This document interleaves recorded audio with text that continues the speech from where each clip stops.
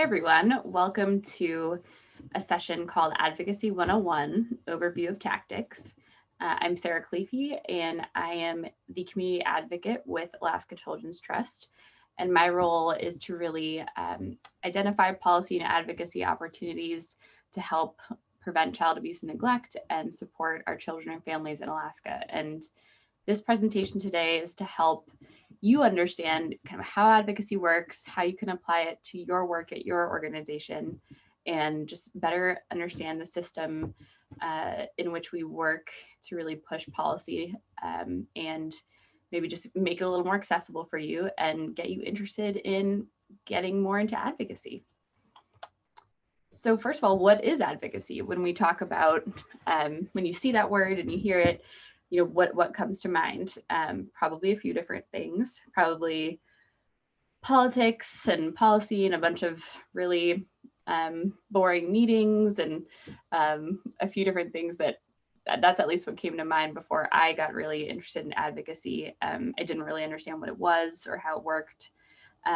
But for this presentation's purposes, advocacy really means giving a voice to a need, especially when something needs to change.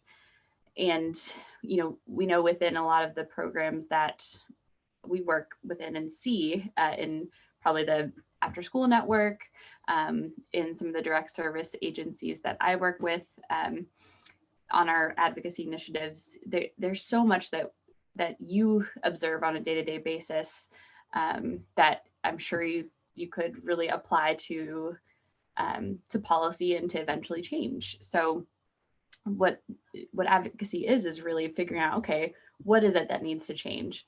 How do we go about changing that? And finding the different levers that you can use to make that change. So, really successful advocacy is really realizing the underlying connectivity between all of these layers to an issue and figure out where influence can be made.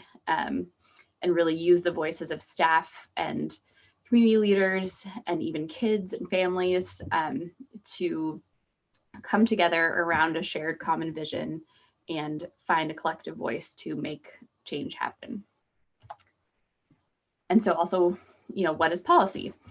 And policy is a course or principle of action adopted or proposed by a government, party, business, or individual. So when we talk about policy, there are generally three main levels of policy that we look at least from the Alaska Children's Trust perspective and from most perspectives, which is there's the municipal level of government, which is kind of everything in your city. Then there's the state level of government, which is obviously statewide, like the Alaska State Legislature. And then there's the federal level of government, which is where, we have our two senators, Senator Lisa Murkowski and Senator Dan Sullivan, and our one congressman for Alaska, Congressman Don Young. So those are who participate in the federal level of government in Congress in DC. So, it sounds really basic to talk about those three different levels, but those are really the three main realms within which we want to talk about policy that really affects the broadest amount of people's day-to-day lives. And I think it's really important to talk about considering our civics education in Alaska and in the country is definitely lacking in terms of just refreshing people's memory of what things are, talking about policy and government in ways that people can understand, and making it accessible, because we really have a low rate of participation in advocacy and policy because the system is intentionally created to leave people out and make people confused so they don't participate. So that's why I'm here making this presentation, and that's why I hope you find it interesting and want to get more involved.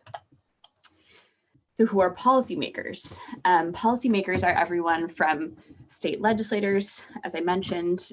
So that's whoever's in your House district and Senate district within your state. So those are state legislators. They are state administrators within state government and within some of the institutions like our Department of Health and Social Services. That's technically a policymaker. We have municipal or borough leaders and staff. So that's, our mayor or Anchorage Assembly here in Anchorage. And then, within an organization or internally, the policymakers can be considered executive directors or the board of directors. And so really a policymaker is anyone who is in a position of power to influence a decision that impacts policy or your issue topic. So policymakers is a pretty broad term, but it's important to identify who those policymakers are, so you know who you should be ultimately influencing in your work and who you should be targeting certain initiatives towards. So there are a few different ways to be a citizen advocate. There's voting, which is like baseline. That's the number one way to participate in the democratic process, is to vote. But there are so many other ways one can participate in the process and be engaged. And one of those is, giving testimony for a specific bill, ordinance, or policy. So talking about how a policy coming down the line is going to affect you or your work, or someone you know. That's a way you can really participate in as a citizen advocate. You can send emails, you can call, you can send letters and postcards to your elected officials to let them know what you think about a decision they're making. And it sounds at first like, oh, they're not going to read my email or hear my call, but especially in a state as small and connected as Alaska, those are really effective ways of getting involved in advocacy. And there's so many resources online to figure out what numbers to call, what emails to send an email to. There are really a lot of ways to make your voice heard in that way. The other ways are you could send and write letters to the editor or op-eds into your local newspaper. You can hold a community forum on a topic. You can provide a public comment on legislation. You can meet with policymakers and staff about a specific piece of legislation you're interested in. And you can even do things such as protest or do a sit-in, or any kind of direct peaceful action is also a method of citizen advocacy. And it really takes all of these different tactics together, depending on what you feel comfortable with, to really move the needle on different topics in different areas. So how do we define successful advocacy? Really, it's, advocacy is often what I call the long game. So you're not going to see change overnight with advocacy. It's usually a slow and steady race and takes strategy over time to really affect change. So one of the ways that we define successful advocacy is engaging the right advocates at the right time with the right message, and making sure you're asking the right person or decision maker for that specific change.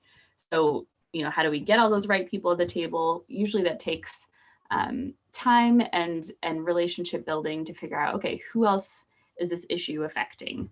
Who else could I talk to? Who has been saying, who else has been speaking up about this that I could really connect with? Because we know that many voices are stronger than one voice. So really just engaging with people at a time where your voice doesn't get lost at the correct part of the process, if a bill is moving through the legislature. So those are all really important pieces to make your advocacy successful.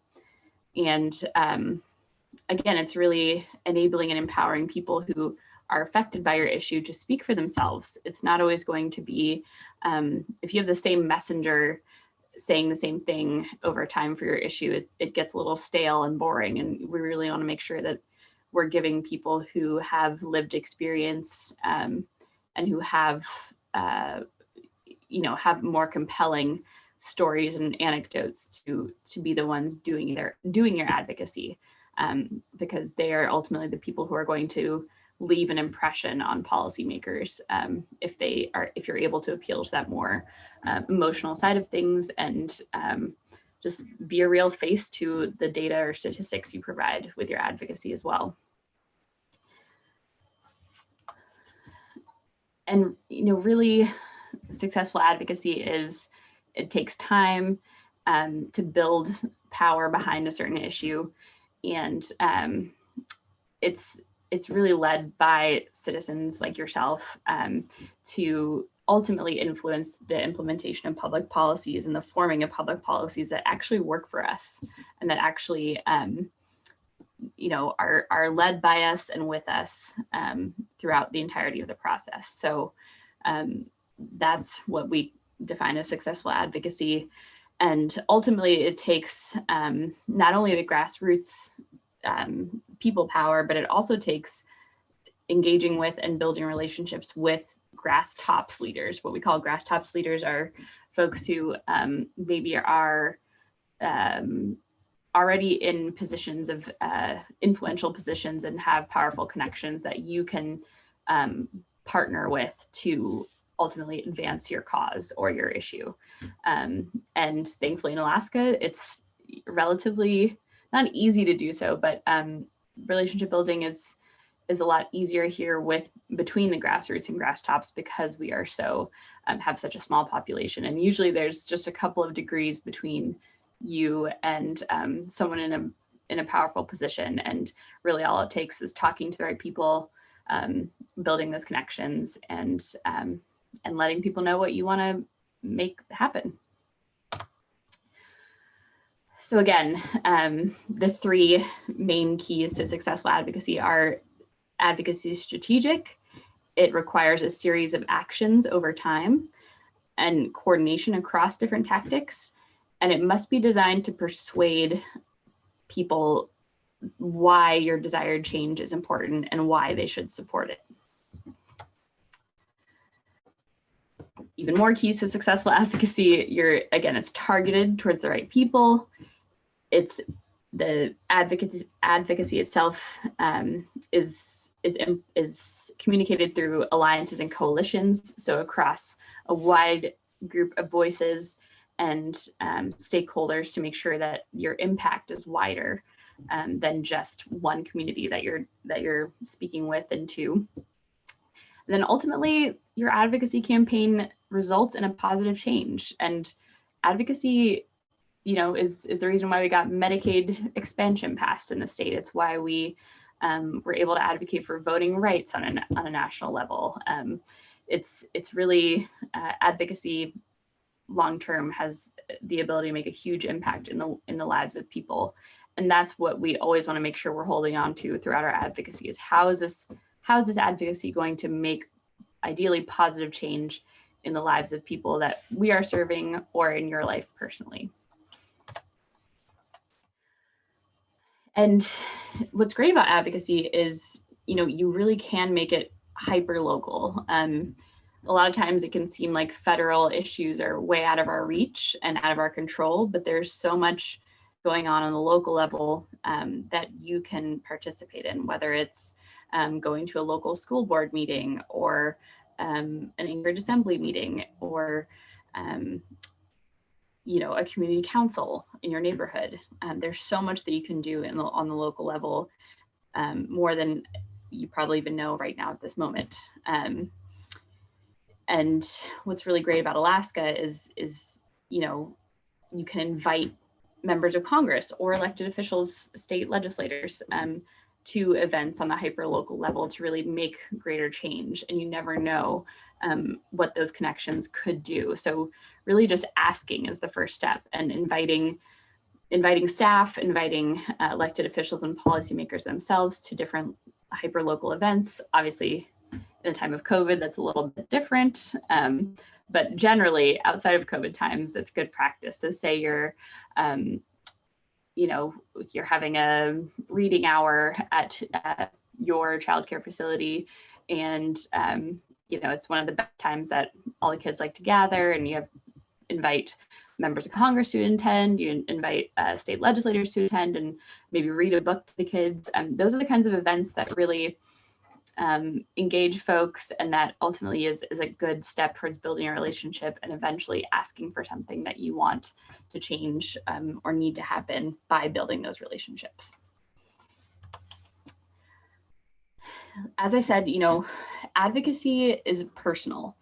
you build relationships with staff and elected officials and policymakers. And that is the way you're going to really emphasize and have them trust your policy ideas and why you think the way you do. And we know that what's really successful in advocacy is your story and the stories of those around you that ultimately impact the issue or are impacted by the policy issue you're trying to move. So really your story matters, whether you're a provider, a teacher, a parent, a business owner. Like, your personal story matters a lot in terms of making successful advocacy asks. So never forget that. And just a word about persuasion. I've worked in the state legislature before, and what really moves either staff or policymakers to actually listen is talking about shared values. Again, your story, providing data and facts and evidence along with your story. And again, just building that relationship. So what we really want to avoid when we're trying to be persuasive is guilt or exaggerating facts or not following through on your statements or promises to make connections. So, we really want to keep these two things in mind, these two groups of things that are persuasive in mind when we're talking about how do we actually get someone to listen to us, because, you can catch flies with honey, but not vinegar. And I think that really applies in a way to advocacy as well as persuasion. So keeping that in mind. And a few words about transitioning over to giving testimony. So one of those ways to do direct citizen advocacy. This is one of the things that I try to empower folks, partner organizations and colleagues of mine, is to really step up and give testimony yourself. It sounds really daunting at first. You're like, who wants to listen to what I have to say? Why should I be the one to talk? I'm not good at talking. There are a lot of excuses people use to not give testimony, but really what most policymakers and staff notice when someone gives testimony is that someone shows up and is there to participate in the process. So that's what's really important and speaks a lot to how much you care about your issue and how much, how you take the time to participate in the process. Now we know that not everybody has the time, right? Participating in democracy takes time, and not everybody has the privilege of time or resources to participate. So if you do, give testimony.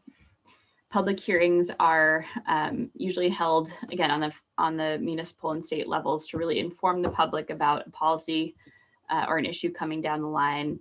And it really gives legislators a chance to get information and feedback directly from us, from the people, on whether a law is needed or if there's an issue with it, or if you're worried about the effect a policy or law will have.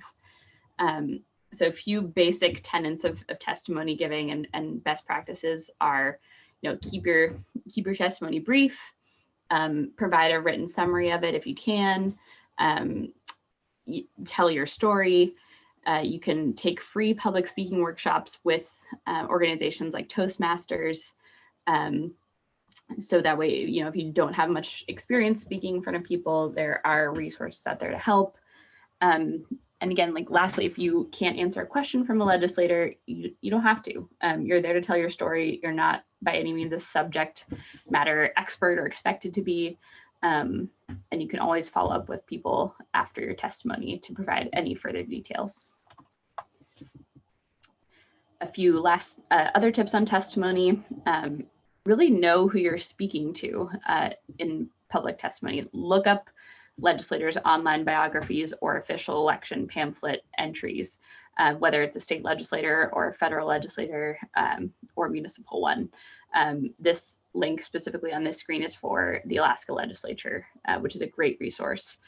And really get to know who you're talking to, so that way you can kind of guide, you can have a little bit of an idea of who you're talking to, which will help you kind of shape what you talk about or what you say in your testimony.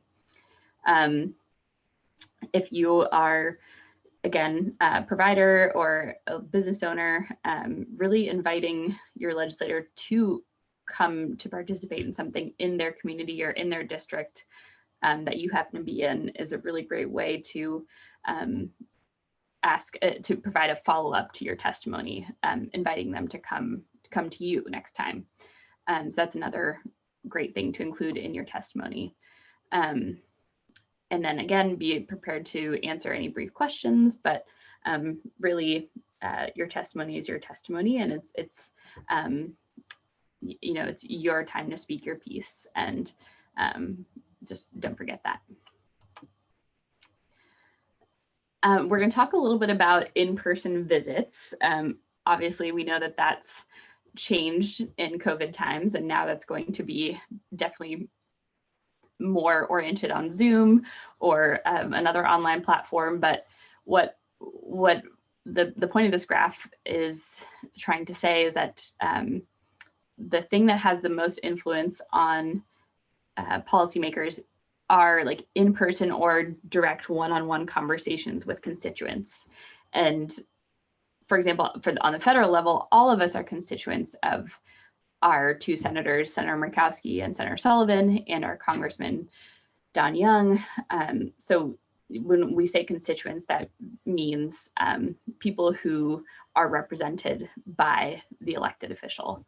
And obviously that changes on the state and municipal level, but you know, what really influences policymakers is those direct one-on-one personal conversations. A couple tips for meeting with policymakers one-on-one. This is really your time to talk to this person. Ultimately, a policymaker is a person. They might have a powerful position, but they really are just another neighbor or parent or friend to someone else. So don't forget that they are a person that is there in that position, but they're there to listen to you. And it's really your chance to provide any new insights or compelling anecdotes or stories, and share your direct lived experience and your boots on the ground experience, because that's what makes you the expert in whatever topic you're talking about, is that you have experience with it, you can share how you feel about it, and this is your chance to educate them, because a lot of times policymakers are tracking hundreds of different issues at the same time. And so you know, and you are an expert in your experience. So don't forget that. And these are the kind of please do's and don'ts for having a one-on-one visit. You know, you want it to be productive. You want to maximize your time with a policymaker, because oftentimes those meetings are going to be short. You want to bring others with you who are knowledgeable on the issues you plan to discuss. Don't overwhelm a policymaker with, you know, many issues at the same time. Do your homework beforehand in knowing who you're talking to, like I said, and really just express appreciation for the policymaker's work. Ultimately, because public service is hard, it's not easy, and even if they do things you don't always agree with, it's still good practice to just thank them for their work, show appreciation, and try to build that relationship, because that's ultimately what's going to stick with them in their mind after the meeting.